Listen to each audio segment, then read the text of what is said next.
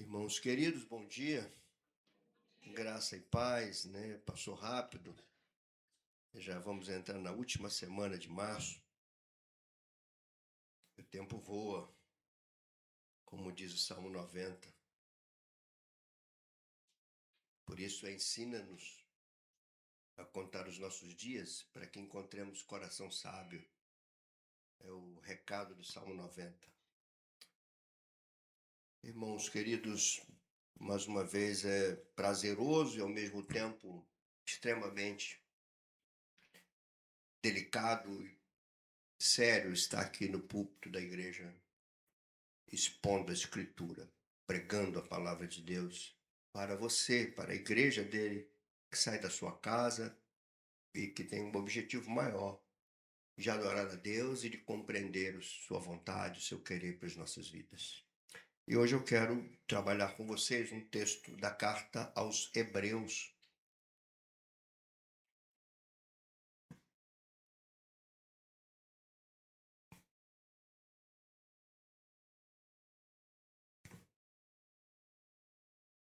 A gente vai ler o texto do capítulo 8,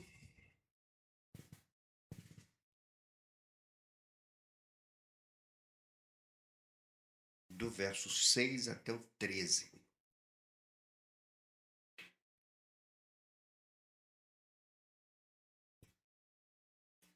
Eu vou precisar muito da tua atenção nas coisas que serão ditas, né? Que você não distraia a tua mente, que você fique atento às palavras que serão expostas aqui, a forma como vai ser desenvolvido esse texto, esse sermão.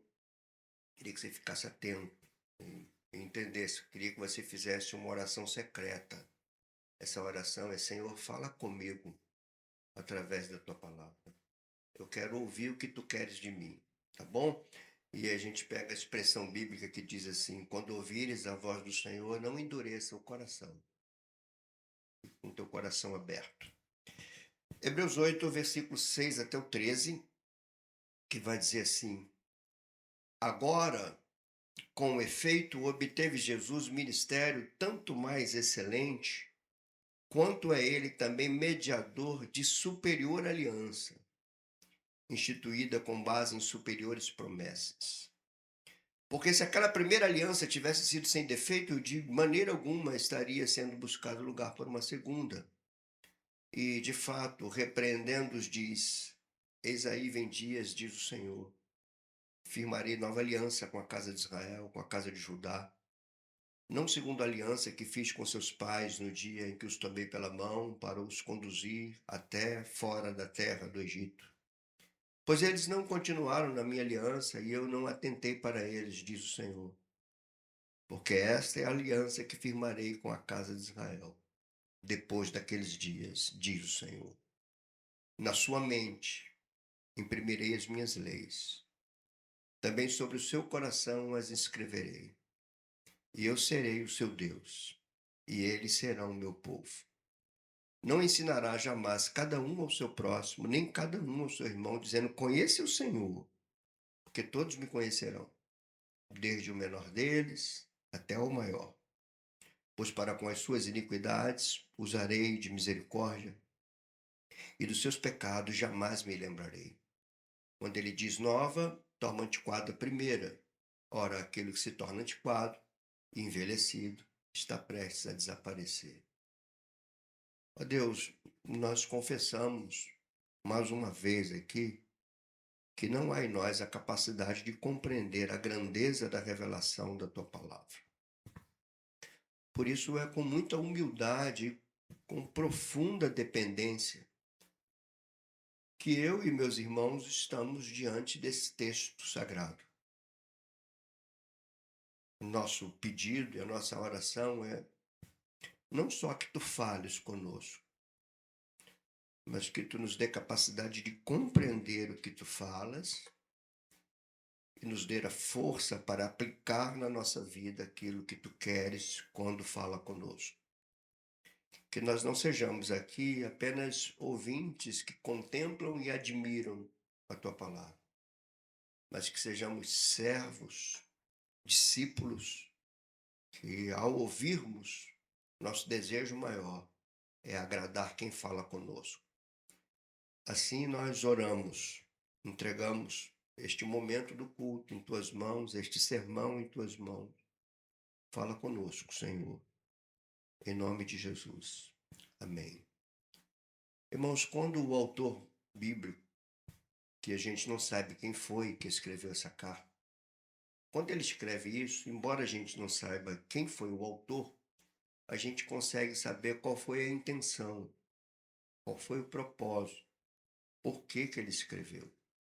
Como você está notando, a carta é escrita aos hebreus. Os hebreus eram judeus do primeiro século que se converteram a Cristo. Então, eles eram judeus messiânicos. Então, eles certamente viviam um dilema. Como a gente vive? A gente vive em obediência a tudo que Moisés falou? Como que a gente vive em obediência agora? E eles corriam um risco verdadeiro, porque nesse tempo em que essa carta foi escrita, é bom o contexto histórico para você entender, nesse tempo em que ela foi escrita, havia, provavelmente, Jerusalém já havia sido tomada, o templo teria sido derrubado, e o cristianismo estava totalmente distinto do judaísmo. Então, aqueles eram judeus que agora eram cristãos, não tinha mais o templo, e eles viviam um grande dilema: como sustentar a minha fé? E um outro dilema: será que esse Jesus é de fato o Messias que esperávamos? Porque agora estamos à mercê de um império, talvez já início de uma perseguição, é possível isso, embora não exato, mas é possível. E o autor de Hebreus então escreve para falar da supremacia, da superioridade de Jesus Cristo.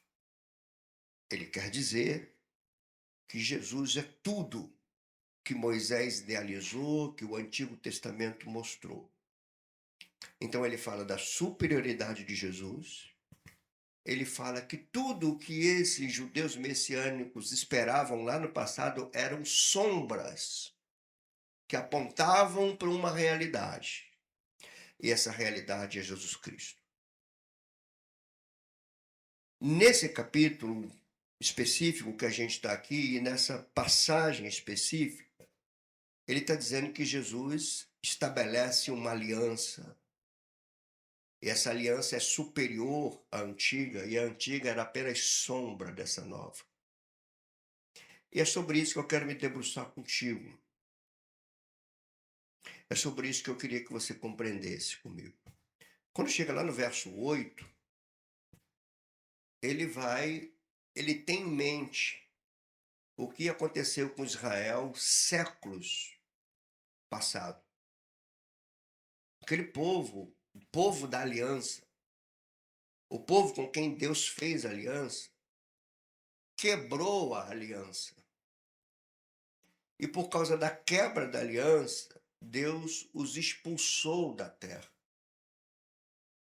Deus os tirou daquela terra que ele havia prometido lá no passado a Abraão. Ele cumpriu essa promessa, colocando aquele povo naquela terra por meio de Josué. Ele tira o povo do Egito por meio de Moisés, coloca o povo nessa terra que ele prometeu por meio de Josué. E estabelece uma aliança. Essa aliança não poderia ser quebrada, porque Deus era fiel à sua aliança. Ele prescreveu uma aliança que tinha direitos, que tinha deveres, que desfrutava de benefícios, mas que se assumia responsabilidades. E a quebra dessa aliança levaria Deus a punir esse povo. Deus pune o seu povo no Antigo Testamento, não porque não amava o seu povo, mas porque ele era fiel a si mesmo, ele era fiel à sua aliança. Ele estabeleceu como decreto e ele não poderia quebrar esse decreto. Uma vez que Israel quebra a aliança, ele tira o povo daquela terra. E aqui eu quero que você comece a abrir o teu entendimento. E quem está fazendo isso é Deus. Isso você deve lembrar da declaração emblemática de Jó, já no final do seu livro, quando ele tem uma experiência com Deus, ele diz assim: eu bem sei que tu tudo podes, e nenhum dos seus planos poderá ser frustrado. Essa é a palavra do livro de Jó, lá no capítulo 42. Se Deus, então, tem planos com um povo com quem ele faz uma aliança, essa aliança foi quebrada e Deus cumpre o que prometeu na aliança, tirando o povo daquela terra. E se os planos de Deus não podem ser frustrados, então os planos de Deus, o propósito de Deus não termina na queda do seu povo. Daí que você vai entender o verso 8 desse texto, porque ele está citando Jeremias. Ele está citando o profeta no momento em que aquele povo que herdou aquela terra estava fora daquela terra, num amargo cativeiro disciplinador de 70 anos. E ele escreve, o autor de Hebreus vai se referir a Jeremias, dizendo, e de fato, repreendendo-os diz, é aqui que ele cita Jeremias, desculpa. Jeremias 31, verso 31. Eis aí vem dias. Então, repare, Jeremias, lá séculos passados, anuncia um tempo futuro. Eis aí vem dias. Dias chegarão em que essa sorte vai ser mudada. Vocês estão no cativeiro, porque quebraram a aliança. Mas deixa eu falar uma coisa para vocês. Virão dias que vocês talvez não saibam quando, que Jeremias certamente também não sabia quando. E ele diz, vem dias. E quem está dizendo é o Senhor por meio de Jeremias. Diz o Senhor. E o que o Senhor diz por meio de Jeremias? O que aconteceria nesses dias que ainda viriam? Ele diz, firmarei nova aliança. Por que ele firma nova aliança? Porque a aliança que ele fez foi quebrada. E os planos dele não podem ser frustrados. Então, ao invés dele desfazer da sua aliança, ele faz uma aliança. E aqui, por favor, preste atenção. Porque ele vai fazer uma aliança que não pode ser mais quebrada. Essa aliança que ele fez foi quebrada. E ele teve que punir o seu povo porque ele é fiel à aliança. Ele leva o seu povo para o cativeiro e sofre na mão dos babilônicos e depois dos persas. Porque a aliança foi quebrada. Mas, como eu disse, os planos dele não podem ser frustrados. Como ele faz? Não vou fazer mais aliança? Não, a palavra dele não pode voltar atrás. Ele vai fazer uma aliança que não pode ser quebrada. Então, repare. Firmarei nova aliança com a casa de Israel e com a casa de Judá. Ele está se reportando àquele povo que estava lá no cativeiro.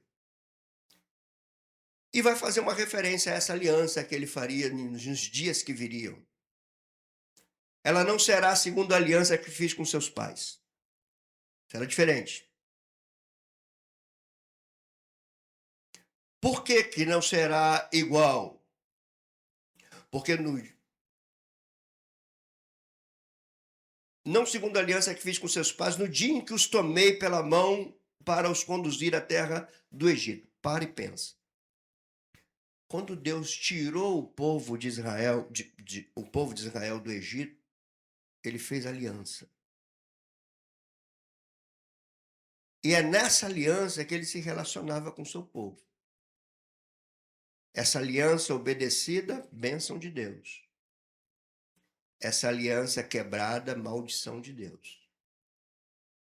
Essa aliança obedecida, frutificação na terra. Essa aliança quebrada, expulsão da terra. Está prescrito. Eles não obedeceram, eles foram expulsos da terra e agora ele vai fazer outra. Ele diz, eu fiz uma, quando eu tirei seus pais para conduzir até a terra. Pois eles não continuaram na minha aliança. Então, por que o Senhor vai fazer outra? Ou por que ele vai renovar aquela? Porque eles não continuaram na aliança dele. E eu não atentei para eles, diz o Senhor. Por favor, vamos devagar para a gente entender que agora a gente vai voltar lá para o tempo de Jeremias. A gente entender uma coisa. E eu vou querer que você abra a tua Bíblia em Jeremias 30. Reparem, aqui a gente está numa diferença de séculos. O autor de Hebreus está escrevendo séculos muito depois do que Jeremias viveu, conviveu e viu. Jeremias 30, logo nos primeiros versículos, vamos ler até o versículo 3. Olha para mim aqui. Entenda uma coisa: esse povo está no cativeiro. Esse povo, para quem Jeremias está escrevendo, Jeremias viu o cativeiro, Jeremias viu a Babilônia invadindo Jerusalém, Jeremias viu o templo sendo destruído, Jeremias viu os muros sendo destruídos, Jeremias viu o sangue descendo, Jeremias viu o exército de Nabucodonosor levando aquele povo dele, ele chorou, por isso que ele escreve Lamentações de Jeremias. Ele chora com aquilo. E quando aquele povo está lá no cativeiro, falsos profetas se levantam dizendo: vocês vão sair daí, porque quem vai cair é a Babilônia e não vocês. E Jeremias escreve uma carta para esse povo, está no capítulo 29 de Jeremias. Ele escreve uma carta dizendo: não ouçam os falsos profetas. Vocês não voltarão para Jerusalém, vocês vão ficar 70 anos nesse cativeiro, até que se cumpra a disciplina do Senhor na tua vida.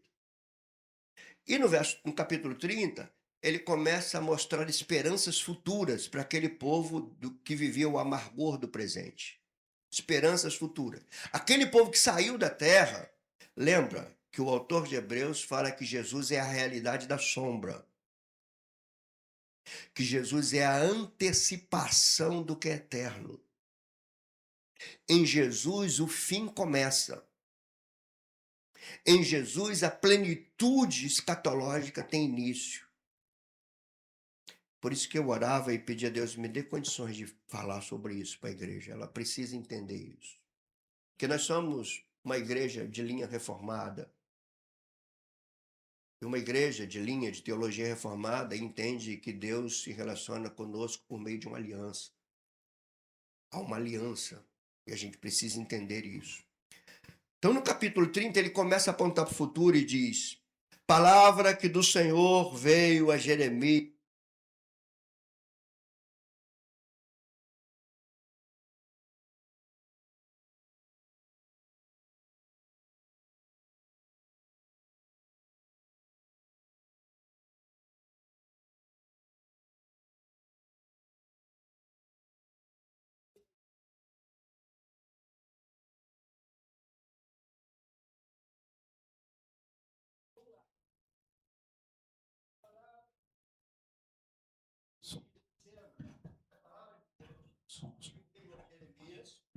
E essa palavra estava dizendo o seguinte: assim fala o Senhor. Quem fala? O Senhor, Deus de Israel. O Senhor de Israel. Israel que estava no cativeiro. Escreve no livro todas as palavras que eu te disse. E agora?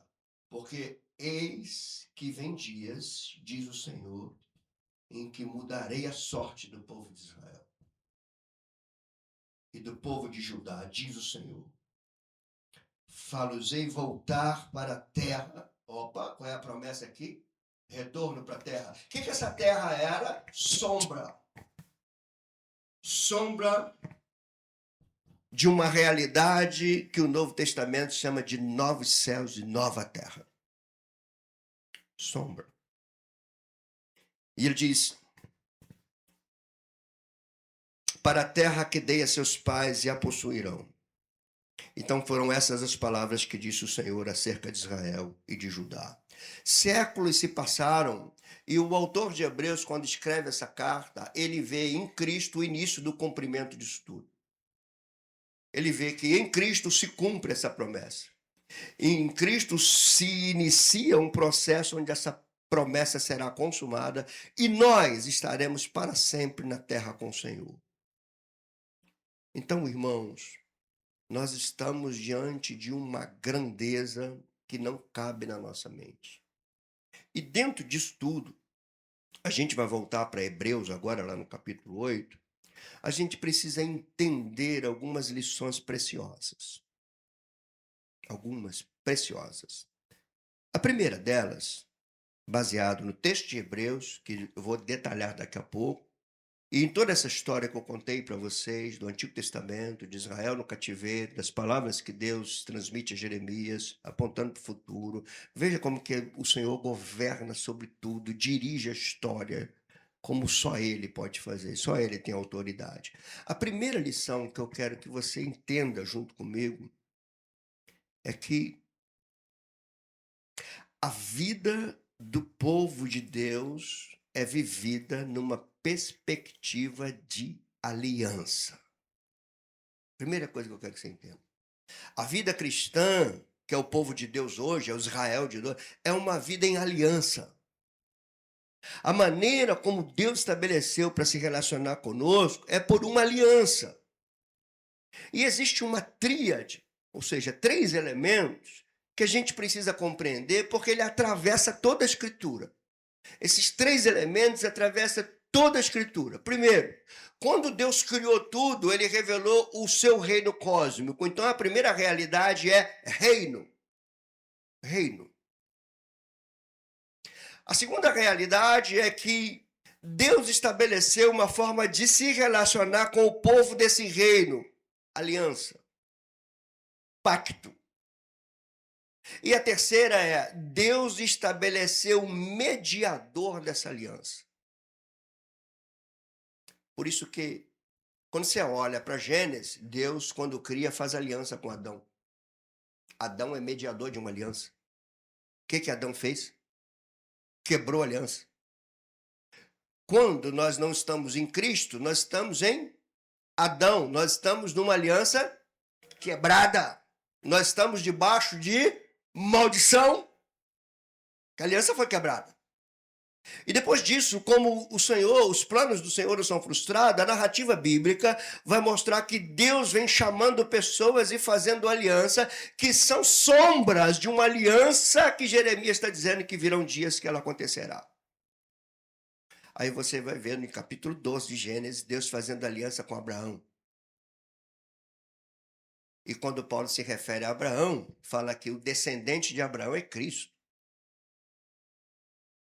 Quando a gente vê a promessa de redenção em Gênesis 3,15, colocarei inimizade entre ti e a mulher, entre a tua descendência e o descendente dela, esse descendente é Cristo.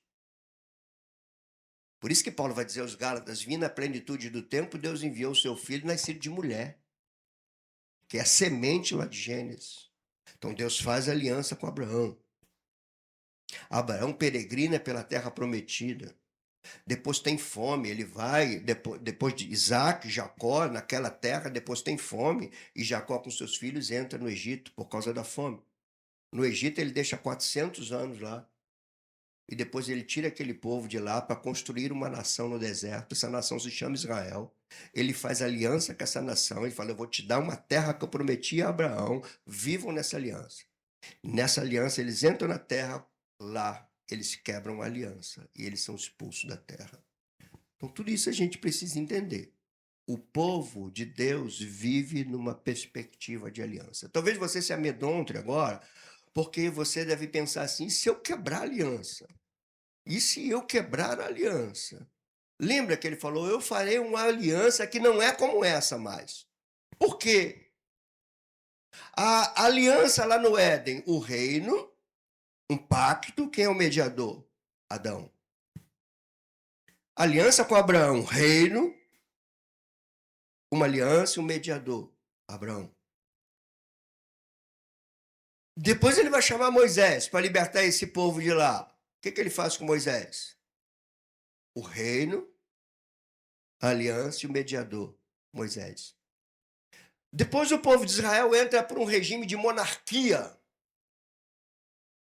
E os reis quebram a aliança.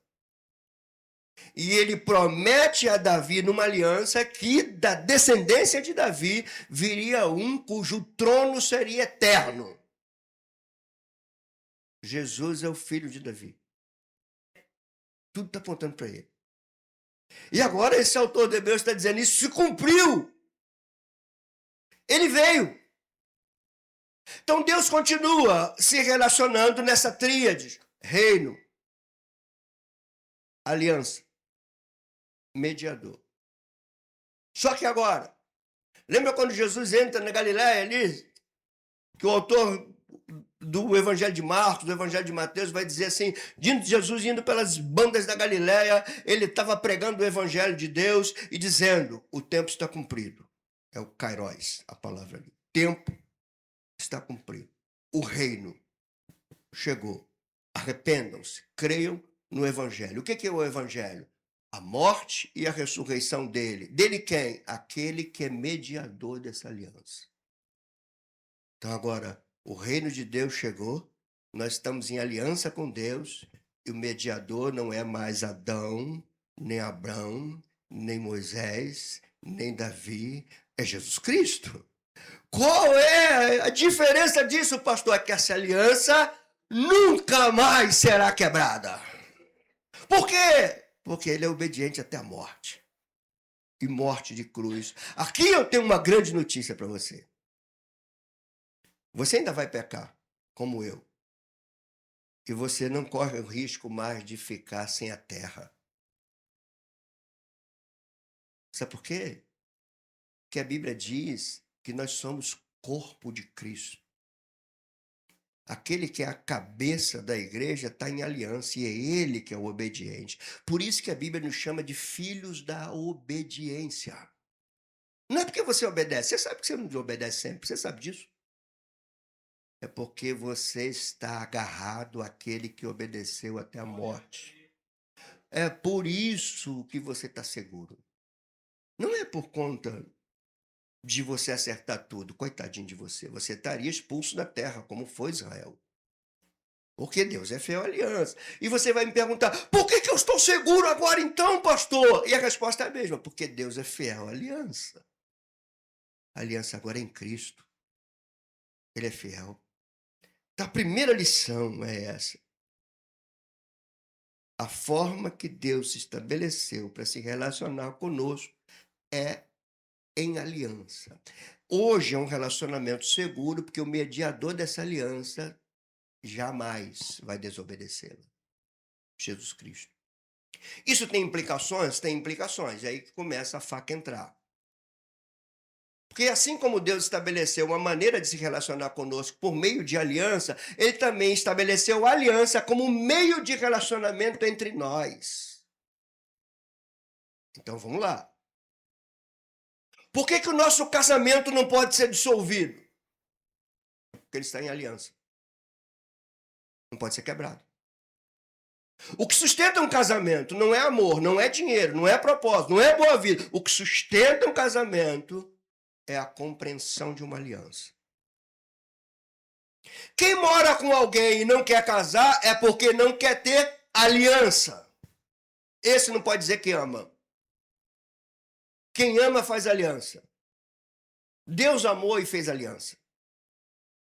Se eu vivo com alguém e não quero casar com aquele alguém, é porque eu não quero fazer aliança com aquele alguém. E se eu não quero fazer aliança com aquele alguém, é porque eu não amo aquele alguém. Porque quem ama faz aliança, que quer viver eternamente. A aliança em Cristo é eterna, porque Deus ama. Deus ama de tal maneira que enviou aquele que não quebra aliança. É ele. Então tem implicações.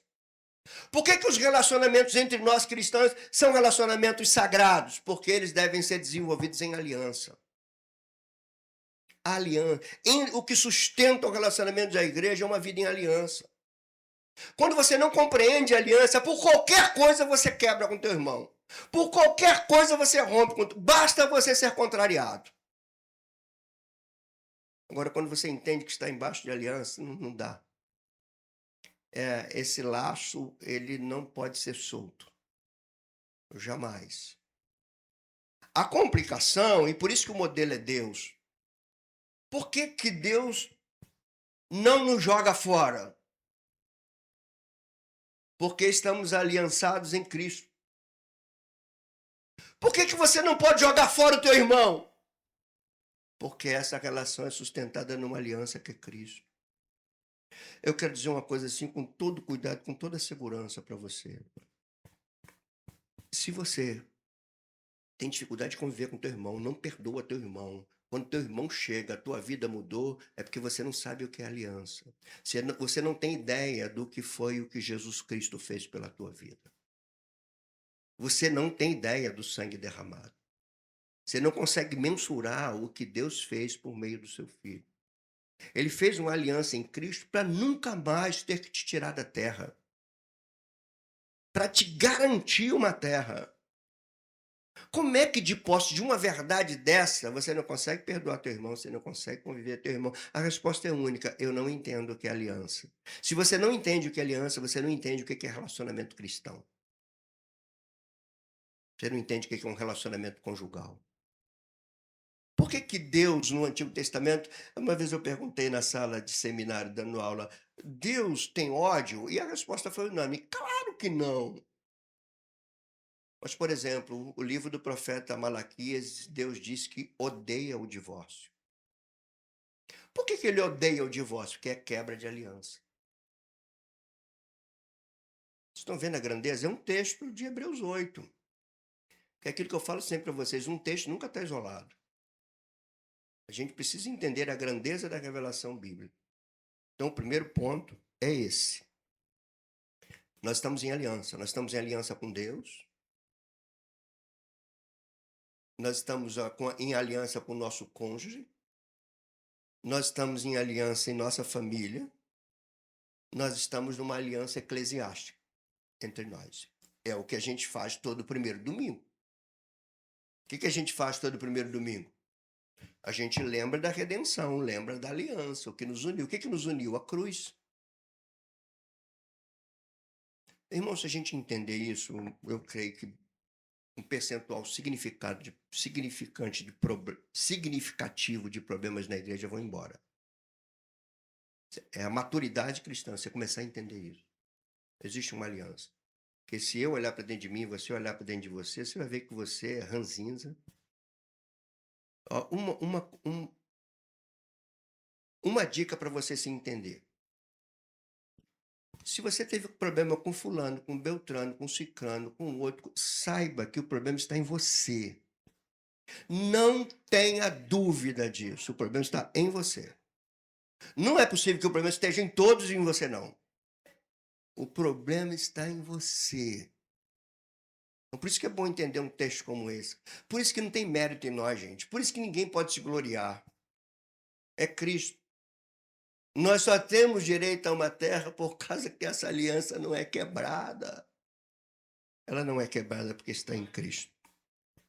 Segunda coisa que eu quero que você entenda são os benefícios dessa aliança em Cristo. Mas depois você vai entender também quais são as demandas dessa aliança em Cristo. Ok? Vamos lá. Por que essa aliança é superior? Quais são os benefícios dela? Primeiro é essa, ela é superior. Ela é superior a todas as alianças feitas. Todas as alianças feitas eram sombras desta. Então nós temos um outro benefício, é que essa aliança ela é inquebrável. Por quê? Porque ela é mediada por Jesus Cristo. O que é que diz o verso 6 do texto que nós lemos de Hebreus 8? Quem é o mediador dessa aliança?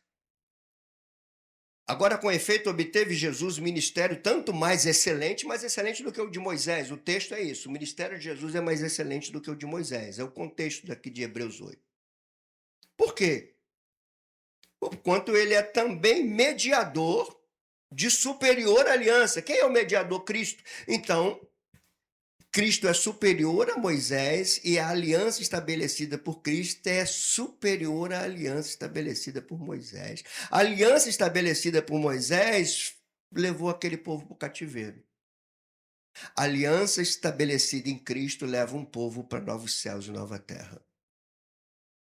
Irmãos, se você entender isso, eu acho que muita coisa muda, né?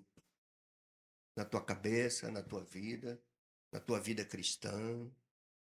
Dificilmente você vai falar assim, depois de entender uma coisa dessa, dificilmente vai falar assim, eu não fui domingo na igreja porque eu estava cansado. Eu não quero nem perguntar o que é que te levou a estar cansado. Eu só quero que você entenda se você, eu só quero que você se pergunte se você entende o que é estar em aliança. e o benefício dessa aliança. Então, ela é superior. Os benefícios dela é porque ela é superior, porque ela é inquebrável, porque Jesus é mediador dela, e porque ela não é feita com base nas nossas obras. Aquela aliança lá tinha as obras do povo. Se vocês permanecerem nessa aliança, vocês terão isso, isso, isso, isso. Se você ler Deuteronômio no capítulo 28, você vai ver lá bênçãos e maldição. Consequências de quebrar a aliança, benefícios de preservar a aliança. Nós estamos livres disso. Repare, irmãos, aonde estava a maldição sobre aquele povo de Israel? Na lei. Na lei prescrita que era aliança. E por que não há maldição para nós mais? Porque Jesus levou a maldição na cruz. E porque ele cumpriu na vida dele a aliança. Repare o que diz Romanos 8, não precisa abrir não, nem eu vou abrir. Ele diz assim: agora, pois, nenhuma condenação há mais para os que estão em Cristo Jesus, que não andam mais segundo a natureza carnal, mas segundo uma nova natureza. Andam em espírito. Porquanto o que fora impossível à lei, porque ela estava enferma pela carne, isso fez Deus, enviando seu Filho em forma de carne e reconhecido em natureza humana, em semelhança de pecado, condenou Deus na carne do seu Filho o pecado humano, para que a justa exigência da lei fosse estabelecida dentro de nós. É nessa realidade que você está. Aonde foram escritas as leis que Deus deu àquele povo de Israel? A resposta é em tábuas. Em tábuas. Mas essa aqui é superior. Por quê? Porque ela não está escrita em tábuas. Olha o que diz o verso 10 desse texto. Esta é a aliança que firmarei com a casa de Israel depois daqueles dias, diz o Senhor. E o que ele diz? Na sua mente imprimirei as minhas leis.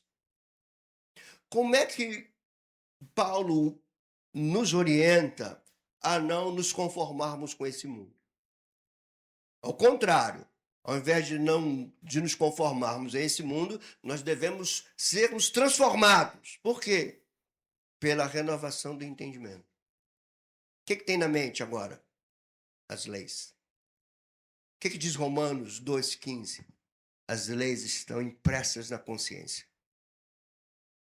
O que faz você, mesmo às vezes, você e eu, por sermos de natureza pecaminosa, por que às vezes a gente tem habilidade para justificar o nosso pecado enquanto a nossa consciência diz que estamos errados?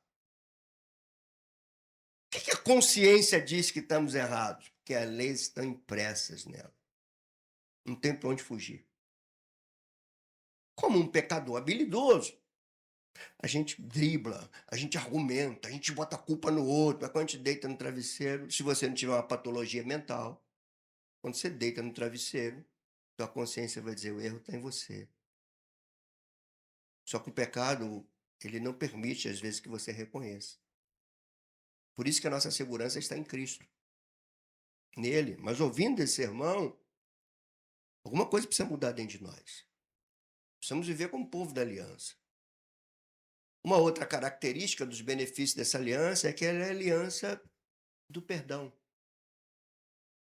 Isso talvez seja a maior de todas as notícias. Se eu te perguntar assim, você pecou no passado, o que você diria? Sim. Eu falo: Deus te perdoou.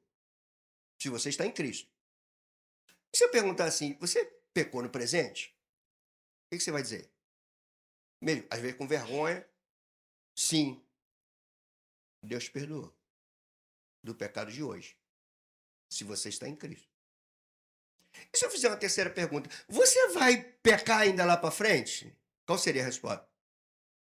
Deus te perdoou. Até dos pecados lá da frente. Ele levou na cruz. Por isso que o mediador é Cristo. E aí nós estamos seguros. Agora repare, irmãos, olha o que diz o verso 12, para ratificar o que eu estou falando aqui. Pois para com as suas iniquidades, o que ele faz? Usarei. Sabe o que é misericórdia? É inclinar o coração para a miséria de alguém que não merece. A misericórdia de Deus é essa. Misericórdia humana, às vezes, é inclinar o coração para alguém que está sofrendo e que, na nossa ótica, não merecia estar sofrendo. Mas a misericórdia de Deus é inclinar o coração para quem merecia estar sofrendo. É para uma miséria espiritual merecida. Na misericórdia, Deus suprime castigo. Nós merecíamos castigo e Deus nos dá perdão. Na graça, nós não merecíamos o perdão, mas Ele nos dá. Na misericórdia, Ele não nos dá o que a gente merece. Na graça, Ele dá o que a gente não merece. É só Ele, irmão. Pode dizer assim, do fundo do meu peito, eu amo esse Senhor. Eu o conheço. De forma extremamente limitada. Mas eu o conheço. Como eu disse na escola de paz, e como Jesus disse, eu posso dizer assim com muita limitação. Eu sei de onde vim e sei para onde vou. Não tem mérito nenhum em mim. Eu sei de onde Ele me tirou. Eu sei por que eu estou seguro. E eu sei porque que ninguém me tira da terra que Ele promete. Lembra o que Paulo diz aos Romanos? Eu estou certo que nem o presente, nem o futuro, nem a fome, nem a nudez, nem a espada, nem os perigos dessa vida, nada mais nos separa do amor de Deus. Por quê? Porque está em aliança em Cristo. Ninguém separa mais. E lá, separava? Separava. Eles foram separados da terra. Porque a aliança que Deus estabeleceu era em Moisés. E todos que estavam em Moisés, todos que estavam em Adão, estão debaixo de maldição, porque Adão quebrou a aliança lá no Éden. Mas como disse Jó, eu já falei aqui, os planos do Senhor não são frustrados, seus decretos se cumprem. Então, por que tem esse benefício? Nesta aliança em Cristo, o perdão é eterno. Não é perdão até a próxima curva. Não é um perdão até a próxima, é um perdão eterno. Da iniquidade de vocês eu usarei de misericórdia. Eu não lembrarei mais deles. Por que o Senhor não lembra mais dos nossos pecados? Porque eles foram levados pelo seu Filho. Sabe o que é viver em aliança em Cristo? É ser enxergado pelo Pai através da cruz do Filho. Você está em aliança. Se Deus olhar para você sem que o olhar dele atravesse a cruz do seu Filho, ele te vê pecador. Ele te vê profano. Ele te vê bastardo. Ele te vê quebrador da aliança. Ele te vê debaixo de maldição. Mas como a gente está em aliança e a aliança é mediada por Cristo, e Cristo é cabeça, para ele enxergar o corpo, o olhar dele atravessa a cabeça. E quando o olhar de Cristo para a tua vida atravessa Cristo, quando o olhar do Pai para você atravessa a cruz do Filho, ele te vê como o Filho é. E o Filho é santo, o Filho é justo, o Filho é eterno, o Filho estará para sempre. Assim você também é justo, você é santo, você é eterno e você estará para sempre com Ele. Isso são benefícios da aliança. Essa carta aqui vai dizer isso. Se você ler o capítulo 9, capítulo 10, por exemplo, da carta aos Hebreus, ele vai falar por um só sacrifício ele aperfeiçoou para sempre. Único. Na antiga aliança era sacrifício, sacrifício, sacrifício. Na nova, um único. E agora, irmãos, vem então as demandas. A gente já entendeu que vivemos em aliança, nós já entendemos que estamos numa aliança que nos dá benefícios, que ela é superior, firmado em Cristo. Agora tem demandas. Como eu vivo estando aliançado em Cristo? Primeira coisa, se você está em aliança com Ele, se eu estou em aliança com Ele, a nossa vida é em submissão ao seu governo. Não tem demanda. Submissão ao seu senhorio. Entender que você tem um dono. Um dono. Você não é dono de você, você não é dono da tua família, você não é dono da tua esposa, você não é dono dos teus filhos, você não é dono do teu dinheiro, você não é dono do teu trabalho. O que eu sou então? Você é um mordomo que cuida daquilo que é do dono. Por isso que ele falou assim, olha, se você não renunciar, você não pode ser meu discípulo. O que é renunciar? É abrir mão? Então você vai renunciar renunciar do teu trabalho, abrir mão do teu trabalho, abrir mão da tua casa, da tua família, porque você ama Cristo? Não é isso. Renunciar é dizer assim, Senhor, essa família é tua. Eu renuncio o meu governo sobre ela. Agora é tu que governas através de mim. Você renuncia. Senhor, esse dinheiro não é meu, esse dinheiro é teu. Agora é tu que governas o meu dinheiro através de mim. O dinheiro que é teu através de mim. Renúncia. De quem é esse filho? Esse filho é do Senhor. Então eu o educo para ele. Teu trabalho. Irmão e irmã que está aqui, por favor, se você entende que Deus está falando através desse púlpito, não justifique a tua distância para com Deus e para com a igreja dele, dizendo que você está cansado porque você trabalhou. Não faça isso. Porque o mandamento é: trabalhe 6 dias e descanse um em mim. Em mim. A gente precisa mudar muita coisa. A gente quer ser uma igreja de linha reformada que entende o que é viver em aliança. Muda muita coisa em nós. A primeira coisa é sujeitar a tua vida. Quando eu digo tua vida, você e tudo que envolve a tua vida, sujeitar a Cristo. Esse é o primeiro. Segundo, viver em aliança é blindar teu casamento.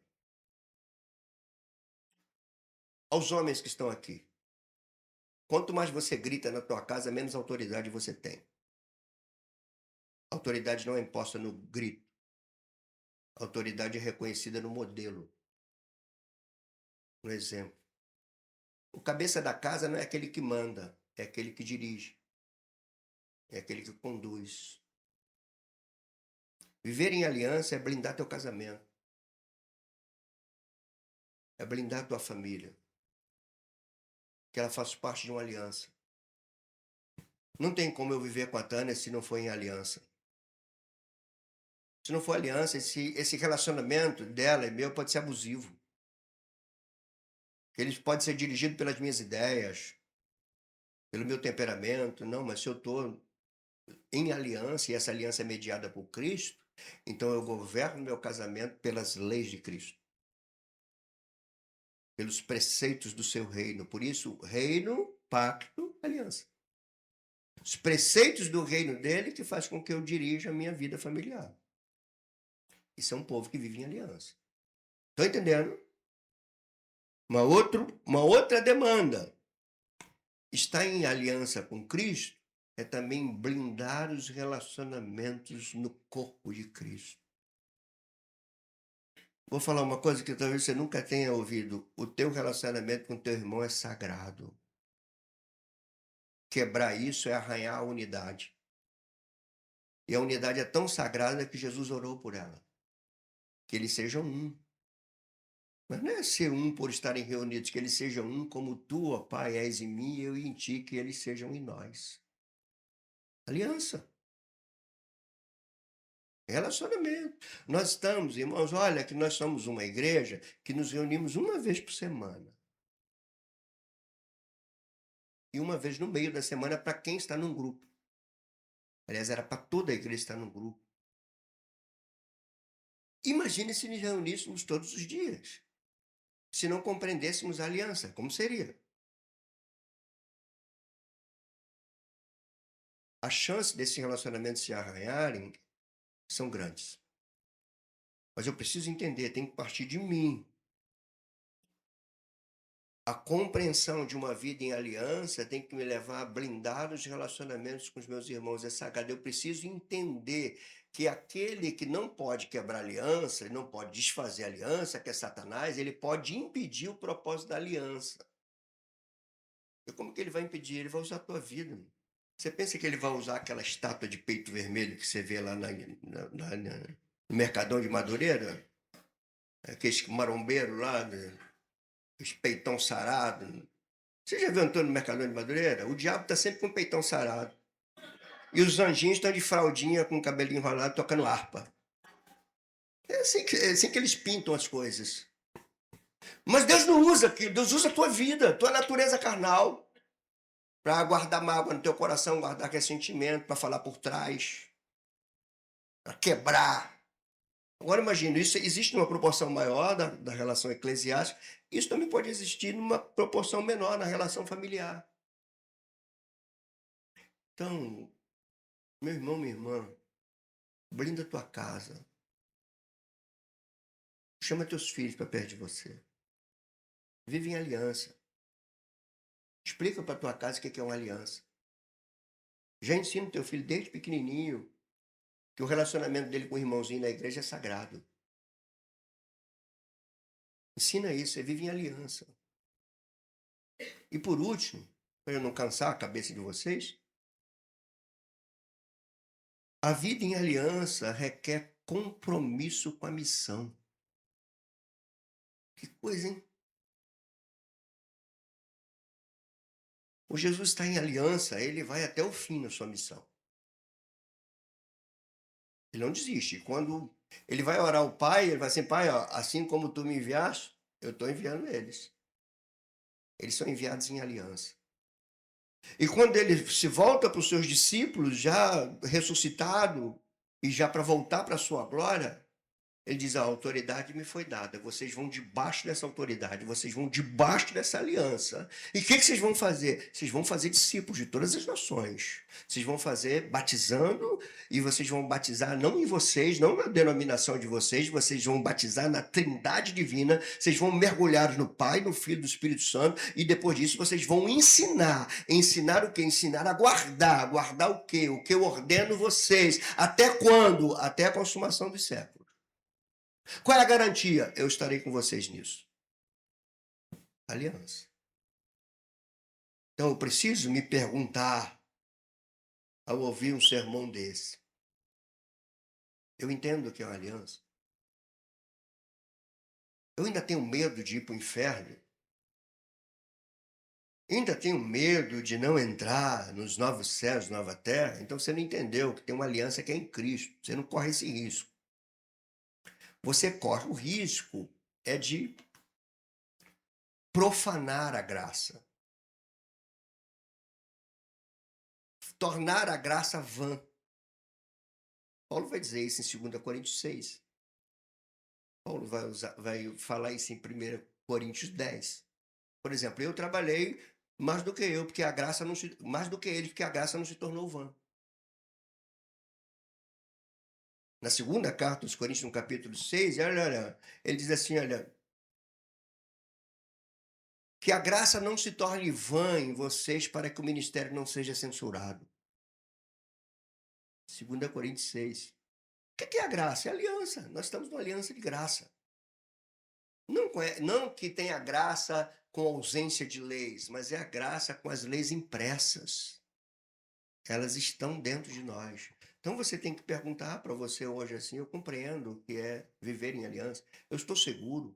Será que eu ainda tenho medo? Será que o meu relacionamento com Deus é por causa do medo? Será que se tirar o inferno da teologia cristã, eu vou relaxar na minha fé?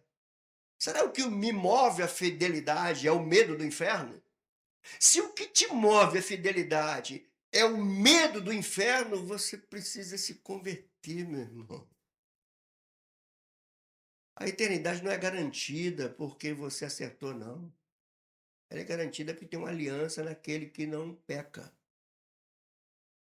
É Cristo. Por causa disso, não é por causa de você, bonitinho. Você vai errar ainda, pecar pra caramba. Nós dois, a gente pode se estranhar por coisa que depois a gente nem entende por que foi isso. Você já viu briga conjugal que começou, o pau quebrou e daqui a pouco você não sabe nem como começou aquilo? É a natureza carnal nossa. Então, ao fim desse sermão, você pergunta: eu estou vivendo em aliança com a minha casa, com a minha família? Quando a minha esposa e os meus filhos, agora para os homens, quando a minha esposa e meus filhos olham para mim, vê em mim um representante dessa aliança? Me vê como cabeça? Pergunta que você tem que fazer. Sua esposa olha para você, o que vê? Um respeito enorme, porque você representa uma aliança. Não porque você é perfeito, não, mas porque você até quando erra sabe reconhecer quando errou. Você também deve se perguntar ao ouvir um sermão como esse: será que eu estou vivendo em aliança com os meus irmãos? Na igreja, na eclésia do Senhor? Será que eu vivo nisso? O meu relacionamento depende de eu sempre ser entendido, sempre ser atendido. Será que eu sei viver quando sou contrariado com o mesmo amor com esse irmão que eu tinha antes? Será que eu entendo o que é viver em aliança? E por último, você deve perguntar assim: que compromisso eu estou tendo com a evangelização? Que compromisso eu estou tendo em levar outras pessoas a seguirem a Jesus como eu estou seguindo? Qual o compromisso que eu estou tendo de levar pessoas a viverem a aliança mediada por Cristo como eu estou vivendo? Que compromisso eu tenho com a missão? Com a missão do reino, com a missão da igreja que eu congrego? Que compromisso eu tenho? Então, essas reflexões, cada um de nós tem que fazer. E que Deus seja conosco, irmão. Eu espero que você tenha entendido esse texto. Aquele povo estava em conflito. Mas ele diz: não, tudo que estava lá no passado é sombra que aponta para Cristo. Em Cristo o fim chegou. Em Cristo a aliança é eterna. Em Cristo não tem volta. Em Cristo o perdão é para sempre. Assim como Ele nos perdoou para sempre, a gente deve viver uma vida de perdão para sempre. Que Deus dê força para você. Que talvez você ouça isso tudo, assim como eu, e chegue à seguinte conclusão: eu não consigo viver isso. Eu acho que você não consegue mesmo, não, nem eu. E eu acho também que o Senhor sabia que você e eu não conseguiríamos fazer isso. Mas Ele disse o quê? Eu não deixo vocês órfãos. Eu vou enviar para vocês o Espírito Santo. E ele vai guiar toda a verdade. Ele vai fortalecer na fraqueza. Ele vai revestir de dons. Ele vai convencer de pecado. Ele vai te levar ao perdão. Ele vai revelar a mim. Quando ele fala do envio do Espírito Santo, ele diz assim: vocês receberão o que é meu. E ele me glorificará, porque ele não falará por ele mesmo. Você tem dentro de você, como eu e na igreja, tem o Espírito Santo. O Espírito Santo difere das pessoas da Trindade, ele não se impõe sobre a tua vida. O Espírito Santo não mete os pés no teu peito. A Bíblia diz que você e eu podemos até entristecer o Espírito Santo. O Espírito Santo na tua vida é uma dádiva de Deus que talvez a gente não consiga mensurar o valor. É Deus em nós. Então fale com Ele, comungue com Ele, confesse teus pecados a Ele, busque força nele, busque perdoar nele, ganhe força para pedir perdão nele. Você e eu não conseguimos, mas nós não estamos órfãos. O Espírito Santo está em nós. Eu termino dizendo para você: saia daqui disposto, saia daqui disposta a brindar tua família, a brindar tua casa, brindar teus relacionamentos, a se envolver com santidade e fidelidade com Deus, a viver em perspectiva de uma missão que Deus deu a esse povo. Não sejamos como Israel, que abandonou a sua missão e foi parar no cativeiro. Nós não abandonamos a aliança porque a aliança é em Cristo. Precisamos ser fiéis à missão. Um dia, todos nós estaremos na consumação dessa aliança. Sabe como é que a Bíblia chama a consumação dessa aliança? Chama de bodas do Cordeiro. Quando a igreja, a noiva, vai se casar com o noivo para viver juntos para sempre em aliança. Senhor, meu Deus, como oramos no início, oramos agora. Nós não seríamos capazes de entender essas coisas se teu Espírito não desse testemunho no nosso interior. Confessamos aquilo que tu já sabes. Confessamos nossas fragilidades, fragilidades em entender, fragilidades em obedecer, fragilidades em corresponder, fragilidades em preservar, amizades, irmandade, vínculos. Nós confessamos nossas fragilidades. Fragilidades em blindar nosso relacionamento conjugal, familiar. Mas tu nos falaste hoje, nós não somos qualquer povo. Nós somos o povo que está em aliança contigo, ó Pai, por meio do teu Filho, que é mediador.